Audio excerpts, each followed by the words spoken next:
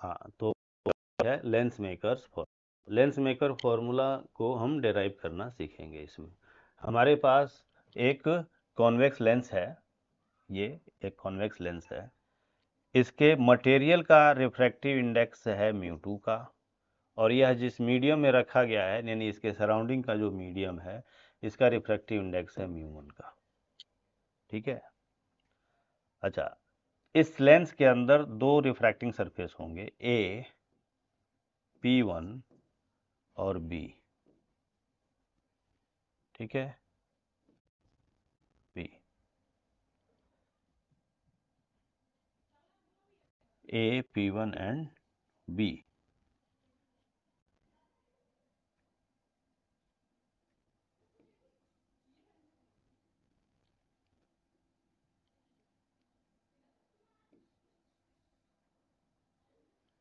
A P1B and A, this is P2B। यानी कि दो रिफ्रैक्टिंग सरफेस होते हैं लेंस के अंदर, है ना।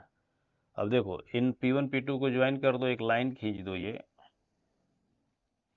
ठीक है, ये हो गई इसकी प्रिंसिपल एक्सिस, ये हो गई इसकी प्रिंसिपल एक्सिस। अच्छा, इसकी जो सेंटर है ना, इसको वो कह देते हैं, इसको कहते हैं ऑप्टिकल सेंटर। तो ये लेंस है जिसका मटेरियल का रिफ्रैक्टिव इंडेक्स μ2 का है, और यह एक ऐसे मीडियम में रखा गया है जिसका रिफ्रैक्टिव इंडेक्स μ1 है। एक पॉइंट ऑब्जेक्ट यहाँ पे हमने मान लो रख दिया O। ठीक है, इसी का इमेज बना के हमें देखना है।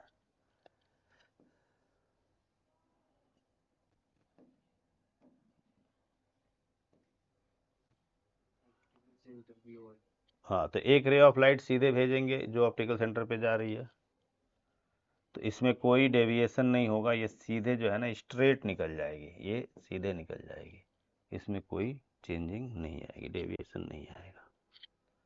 अच्छा, दूसरी रे ऑफ लाइट जो है हम भेजेंगे ऑब्लिकली। ऑब्लिकली यानी ऐसे, देखो यहाँ पे ये लाइट जो है ना इंसिडेंट करी, इस पॉइंट का नाम रख दिया हमने M। ये जो पॉइंट है इसका नाम M रख दो। अब एक बात ध्यान देना, एक्चुअली ये स्फेरिकल सरफेस है, ये जो है ना AP1B, ये स्फेरिकल सरफेस है, और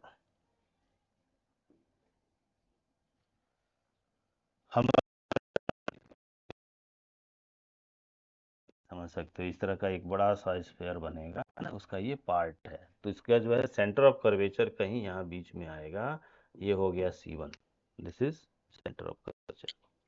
ठीक है, तो इसके ऊपर क्या करेंगे, जैसे यहाँ पे इंसिडेंट हुआ ना, तो अब यहाँ नॉर्मल हम खींचेंगे, तो ऑब्वियसली ये जो नॉर्मल होगा ये इस सेंटर ऑफ कर्वेचर से होके जाएगा, ये हो गया नॉर्मल। ठीक है, तो अब रे ऑफ लाइट जो जा रही थी सीधे, ये रेयरर से डेंसर मीडियम में जाएगी, तो टूवर्ड्स द नॉर्मल बेंड होगी ना, ऐसे ऐसे ये बेंड हो गई, देखो यहाँ पे ये इस तरीके से बेंड हो गई। ठीक है। अच्छा, और जिस पॉइंट से यहाँ से अब ये फिर बाहर निकलना चाह रही है, तो यहाँ भी रिफ्रैक्शन होगा, तो फिर इस जगह भी नॉर्मल ड्रॉ करेंगे।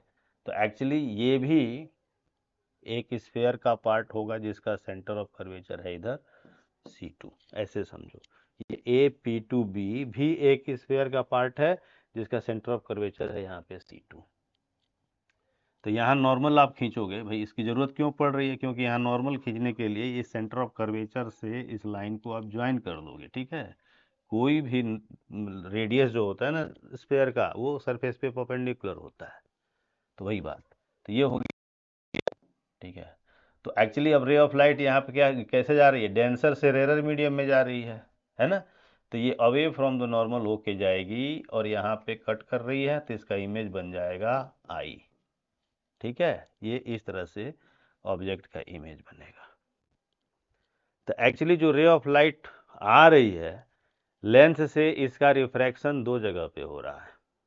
फर्स्ट रिफ्रैक्टिंग सरफेस AP1B पे, और सेकेंड रिफ्रैक्टिंग सरफेस AP2B पे। इन दोनों जगहों पे लाइट का रिफ्रैक्शन हो रहा है। तो हम दोनों जगहों पे लाइट के रिफ्रैक्शन की स्टडी करेंगे। ठीक है, तो सबसे पहले हम सरफेस AP1B पे स्टडी करते हैं। उससे पहले आप लोग नोट्स में इस बात को लिख लोगे क्या, कि convex lens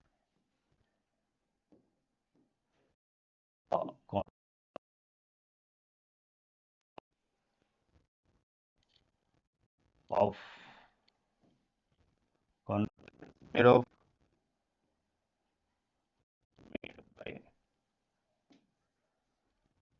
by a material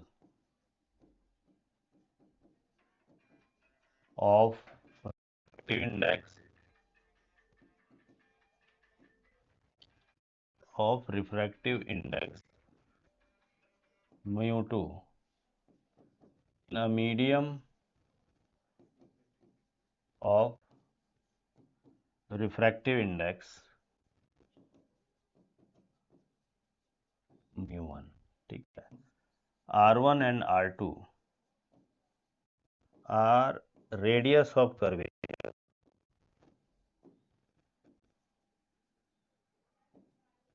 of two surfaces, two spherical surfaces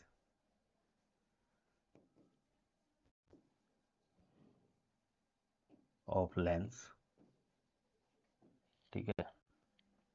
यानी कि R1 क्या है, R1 is this length,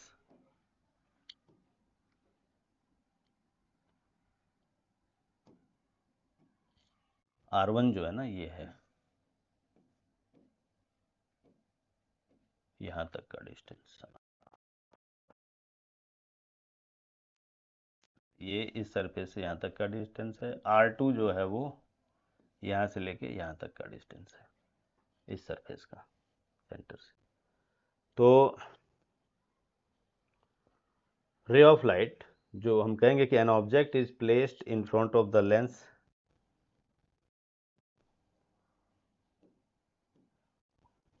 कहेंगे कि an object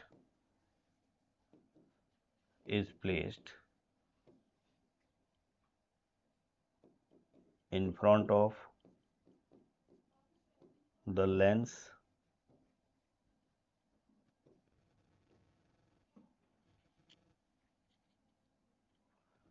at point O, whose image is formed at I, जैसे I पे ये इमेज बन गया, ये बात लिख दिया। अब हम आगे लिखेंगे इस बात को कि इसका जो रिफ्रैक्शन हो रहा है दोनों सरफेसेस पे, कि refraction at first refracting surface A P1B, ठीक है। देखो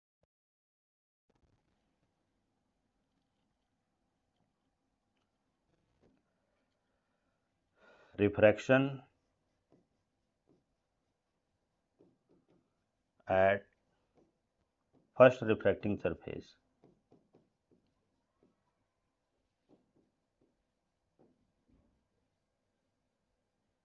A P1B by refraction of light coming from object at first refracting surface A P1B.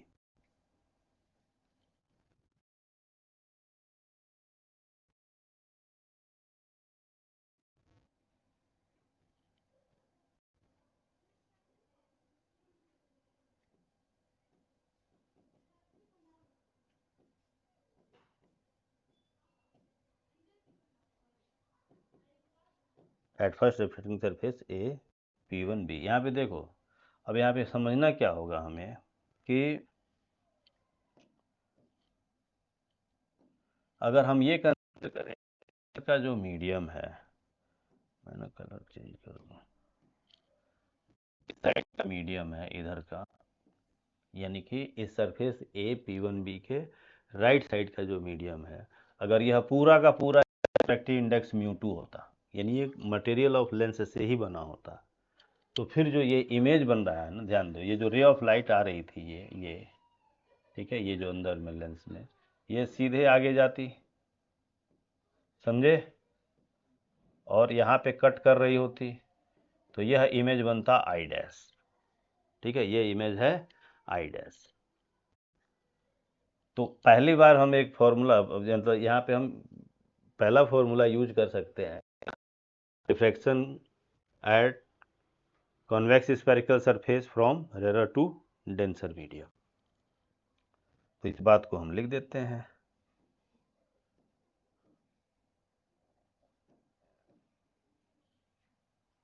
therefore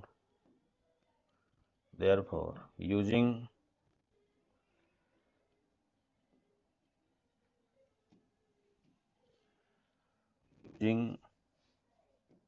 refraction formula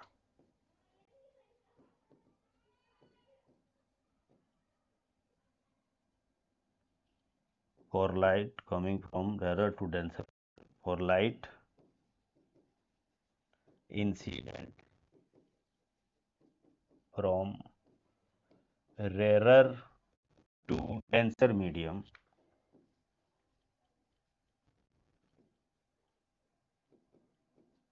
at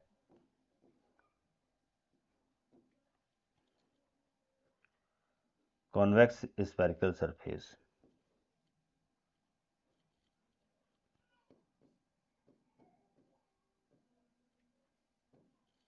At convex spherical surface. अब एक बात ध्यान दो, इस फॉर्मूले को लगाने के लिए हमें ऑब्जेक्ट डिस्टेंस, इमेज डिस्टेंस, ये सब तो पता होना चाहिए। तो मान लो पहले ये एज्यूम कर लेंगे कि ये जो ऑब्जेक्ट डिस्टेंस है वो यहाँ से लेके यहाँ तक का, ऐसे देखो इस पोल तक का, वो u है। इमेज डिस्टेंस जो है यहाँ से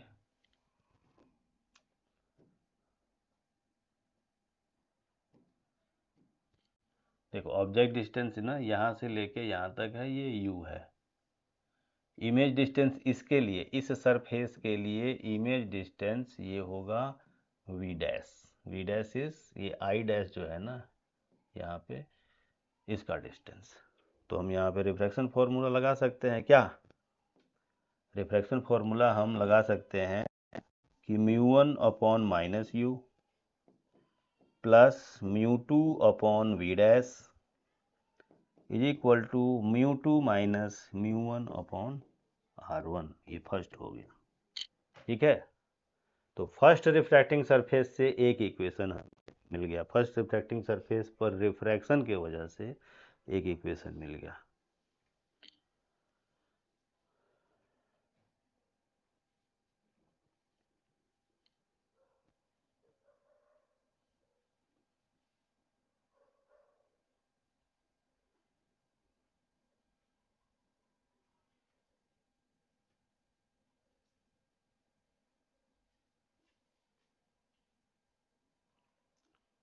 अब आगे है, देखो अब नेक्स्ट जो है, ध्यान देना, अब अगली बात मैं बता रहा हूँ, यहाँ पे मैं थोड़ा नीचे कर रहा हूँ। लेकिन है क्या, ऐसा नहीं है जैसा हमने एज्यूम किया। हमने क्या एज्यूम किया कि राइट साइड का पूरा मीडियम अगर μ2 के मटेरियल से बना हुआ होता, लेंस के मटेरियल से, तो इमेज आई डैश पर बनती। लेकिन ऐसा नहीं है भाई, यहाँ पर भी रिफ्रैक्शन हो रहा है AP2B पे भी। तो अब हम AP2B के लिए रिफ्रैक्शन फॉर्मूला, रिफ्रैक्शन की स्टडी करेंगे। कैसे? देखो, इस AP2B के लिए ये जो ना ये सरफेस मैं बना रहा हूँ, इंसिडेंट रे ये है, ये जो दिख रही है ना ब्लू कलर में मैंने बनाया है, यह इंसिडेंट रे है। कहाँ से आ रही है भाई? नहीं पता। इसको पीछे की तरफ बढ़ा के देखो, ये ऐसे आ रही है कि नहीं?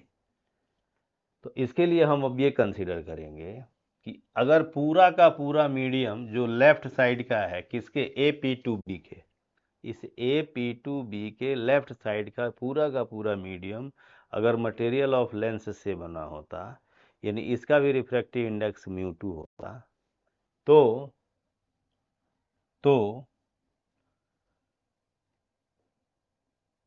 ये जो आई डैश है वो वर्चुअल ऑब्जेक्ट की तरह एक्ट करता। आई dash act like virtual object, ठीक है।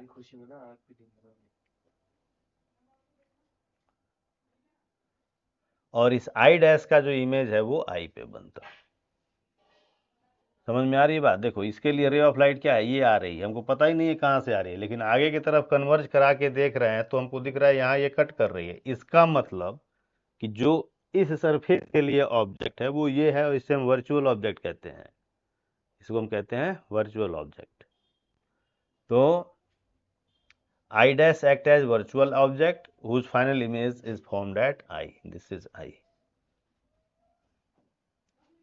तो अब हम इसके लिए, मैं ना इसको इरेज कर दे रहा हूँ ये सब, इसकी ज़रूरत नहीं है, यहीं पे मैं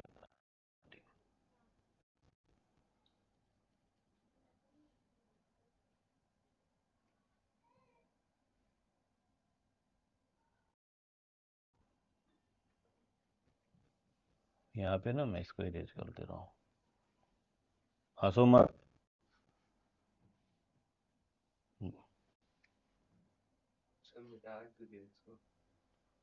मिटा क्यों दिया इसको?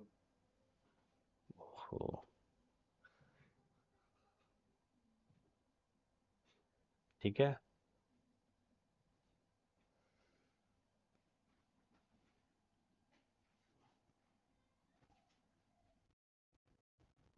छोटा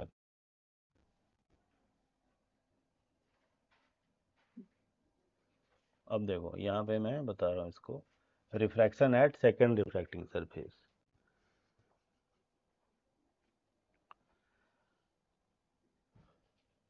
यहाँ पे ध्यान देना, यहाँ पे क्या है, सेकेंड रिफ्रैक्टिंग सरफेस पे रिफ्रैक्शन देखेंगे तो हम कहेंगे कि refraction at second refracting surface. इस बात को लिखेंगे हम क्या, if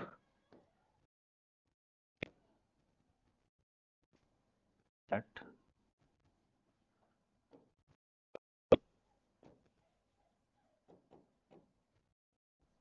left side of surface A P2B is made by the material of lens।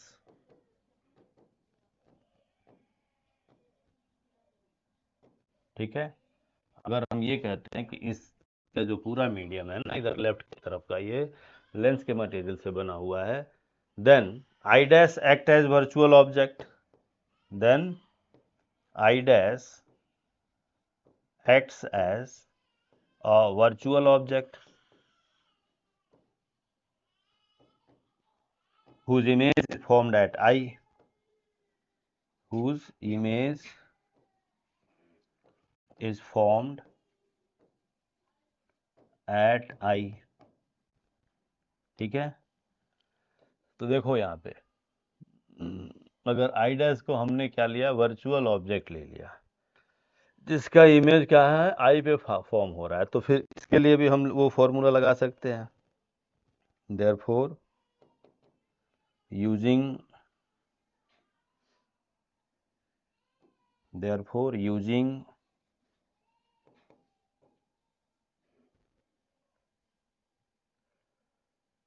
Refraction formula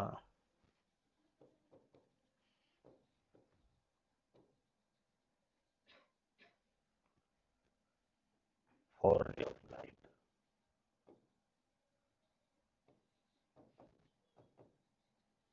incident from denser to rarer medium, incident from denser to rarer medium.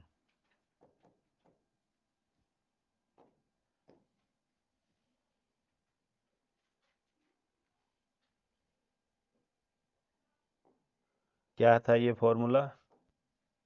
ये formula था μ1 upon minus u plus μ2, sorry ये जो formula था बाद वाला, second वाला formula बोलो, याद आ रहा है? μ1 वो था μ2 अपॉन माइनस यू, है ना, माइनस यू की जगह पे यहाँ पे वी डैश, यू की जगह पे क्या है, वी डैश है, तो माइनस वी डैश हो जाएगा, μ2 upon minus u plus μ1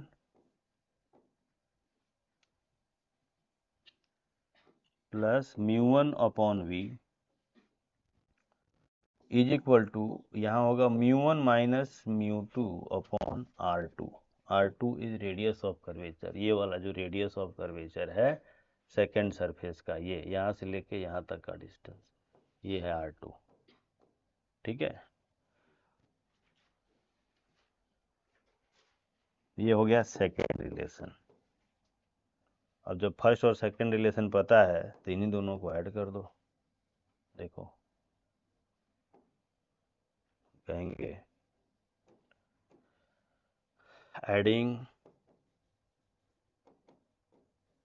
equation 1 and 2, उससे क्या होगा, ऐड करेंगे तो ये वी डैश वाला टर्म कट जाएगा, आएगा μ1 upon minus u plus μ1 upon v is equal to μ2 minus μ1 into 1 upon R1 minus 1 upon R2। ठीक है, तो इस μ1 को कॉमन लेके इधर भेज सकते हो, तो आएगा क्या 1 upon v minus 1 upon u is equal to μ2 upon μ1 minus 1 into 1 upon R1 minus 1 upon R2। समझे? अब देखो, if object is placed at infinity, अगर ऑब्जेक्ट को इंफिनिटी पे रखा जाए यानी u is equal to infinity हो, then v is equal to क्या होगा, फोकस होता है f, है कि नहीं? अगर ऑब्जेक्ट इन्फिनिटी पे हो तो उसका इमेज फोकस पे बनता है, तो 1 अपॉन एफ, वी के जगह पे क्या रखना है f, minus 1 upon infinity is equal to μ2 upon μ1 minus 1 into 1 upon R1 minus 1 upon R2। ठीक है,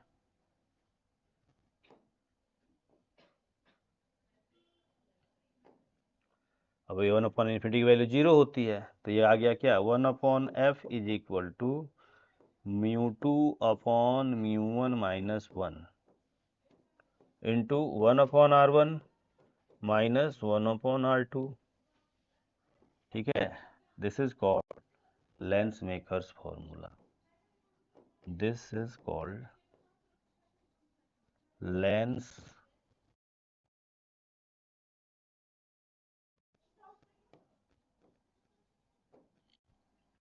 जी। अगर ये कहा जाए कि इफ μ1 इज इक्वल टू 1 यानी एयर हो, यानी जो पहला मीडियम है, यानी वो मीडियम जिसमें लेंस रखा गया है उसका रिफ्रैक्टिव इंडेक्स 1 हो, ये एयर हो, और μ2 की जो वैल्यू है वो हमने म्यू ले लिया, जैसे ग्लास का बना हुआ है लेंस या किसी भी मटेरियल का बना हुआ है उसका रिफ्रैक्टिव इंडेक्स ले लिया, तो फिर ये मिलेगा क्या 1 upon F is equal to mu minus 1 into 1 upon R1 minus 1 upon R2। आया समझ में? तो देखो ये है lens makers formula. Lens makers formula से हमें ये बात समझ में आई कि जो फोकल लेंथ है लेंस का वो डिपेंड करता है उस मटेरियल के लेंस रिफ्रैक्टिव इंडेक्स के ऊपर जिससे वो लेंस बना हुआ है, उस मीडियम के रिफ्रैक्टिव इंडेक्स के ऊपर जिसमें वो लेंस रखा गया है, रेडियस ऑफ कर्वेचर के ऊपर डिपेंड करता है। ठीक है, दोनों सरफेसेस के।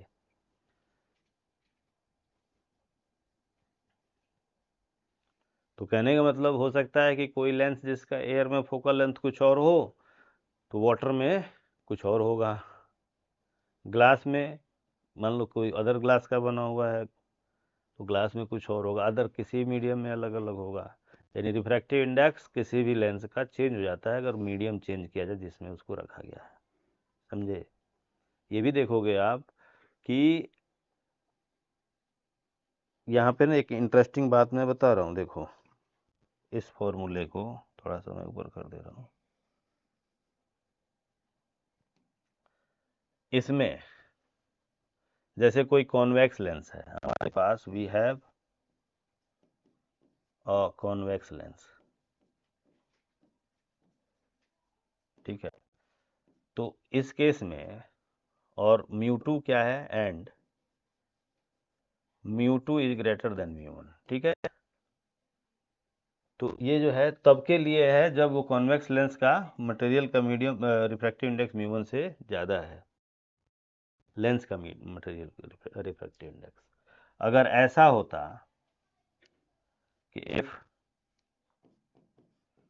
μ2 इज लेस देन μ1। ये μ2 जो है नहीं, लेंस का जो रिफ्रैक्टिव इंडेक्स है लेंस के मटेरियल का, वो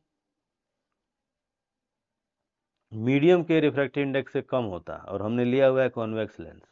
तो फिर इस लेंस फॉर्मूले से जो फोकल लेंथ निकलता है ना, वो निगेटिव हो जाता है। समझ रहे हो? तो निगेटिव जब हो जाता है, इसका मतलब कॉन्वेक्स लेंस कॉनकेव की तरह बिहेव करता है। भाई मटेरियल, लेंस के मटेरियल का रिफ्रैक्ट इसी फॉर्मूले में देखो ना, अगर ये करो तो निगेटिव नहीं होगा।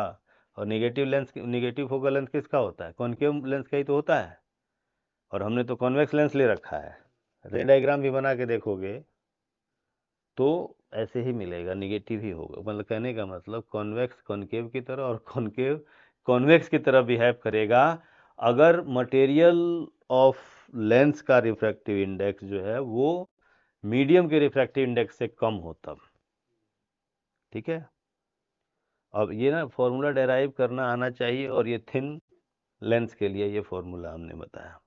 ठीक है? थिन लेंसेज के लिए यही हमारे सिलेबस में भी है। बाकी आगे तो आप और भी मेथड कर सकते हो।